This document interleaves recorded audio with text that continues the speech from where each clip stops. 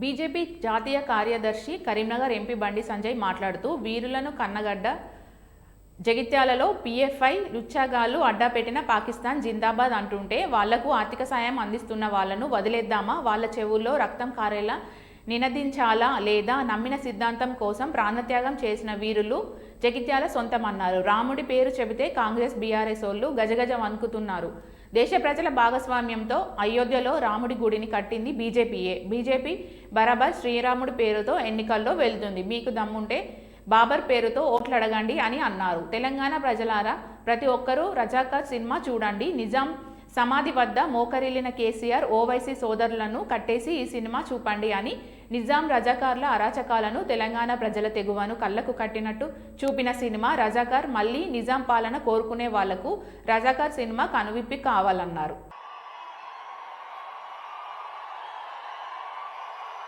భారత్ మాతాకి, భారత్ మాతాకి.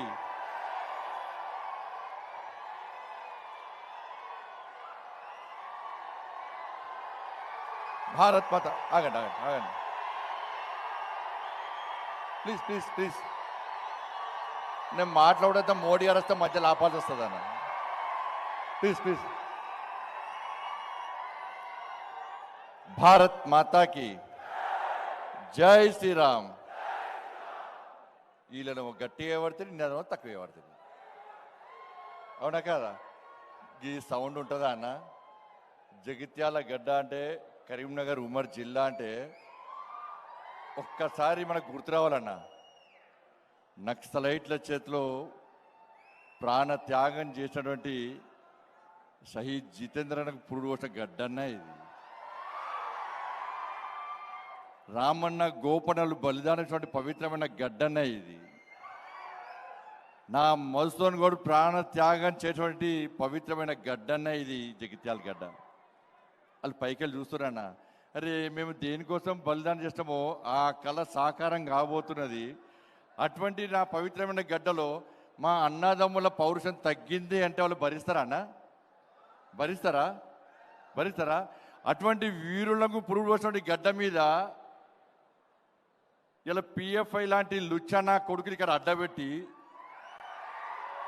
పాకిస్తాన్ జిందాబాద్ అని చెప్పి నినదీస్తూ ర్యాలీలు తీస్తే వాళ్ళకు ఆర్థిక సాయం చేసుకోవడానికి, వాళ్ళకు సహకరించుకోవడానికి చెవులకెళ్ళి రక్తం కారణ లేదా? కారణ లేదా?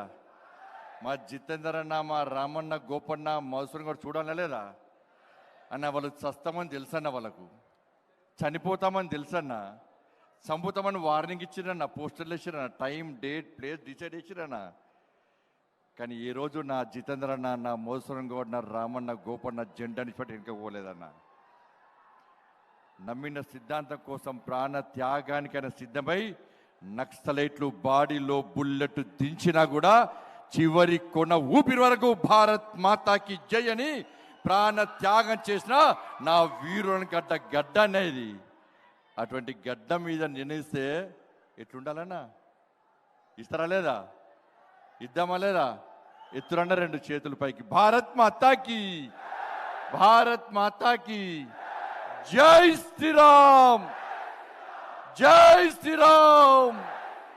రామ లక్ష్మణ జానకి,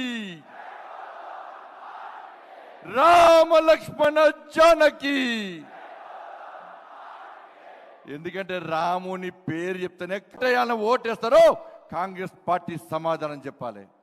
ఇలా నా నరేంద్ర మోడీ ఆ కరసేవకుల బలిదానాన్ని గుర్తించి వాళ్ళ త్యాగాలను వృధా పోనీ అని చెప్పి ఇవాళ భవ్యమైన దివ్యమైన రామ మందిరాన్ని నిర్మించి ప్రాణ ప్రతిష్ఠా కార్యక్రమాన్ని ఈ దేశంలో ప్రతి హిందూకు చూపేటువంటి నా మోడీ, నరేంద్ర మోడీ అన్న. ఇక్కడ దయచేసి ఆలోచన ఇవ్వాలి. ఇలా వాళ్ళు వీళ్ళు మోడీ గారి మీద కానీ